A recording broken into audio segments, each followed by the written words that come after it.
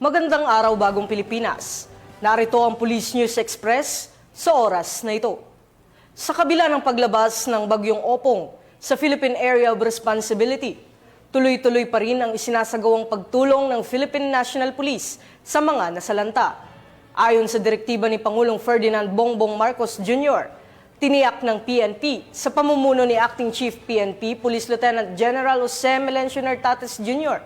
ang buong lakas na operasyon para sa kaligtasan at agarang pagbangon ng mga apektadong komunidad. Patuloy ang Philippine National Police sa malawakang disaster response operations alinsunod sa direktiba ni Pangulong Ferdinand Bongbong Marcos Jr.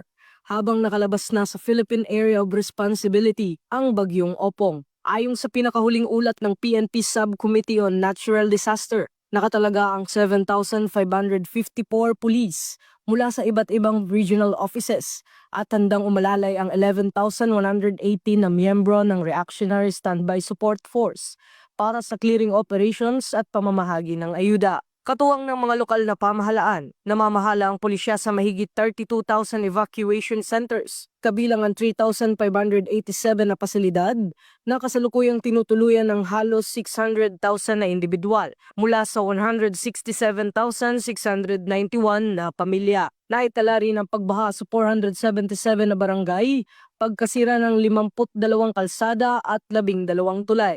Samantala wala namang naiulat na nasaktang pulis.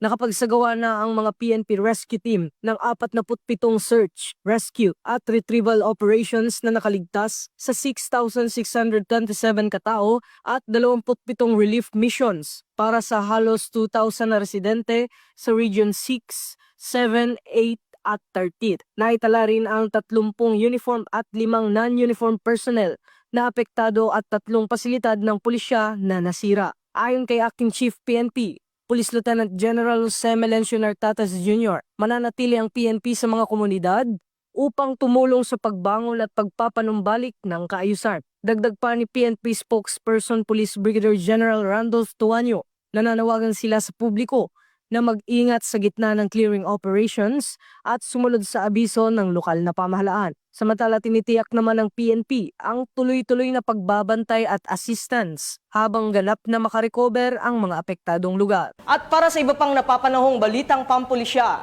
laging tumutok sa Police News Network. Alagad ng batas, tagataguyod ng Balitang Pulis. Ako po si Patrolman Don Brosas, nagbabalita para sa Police News Express.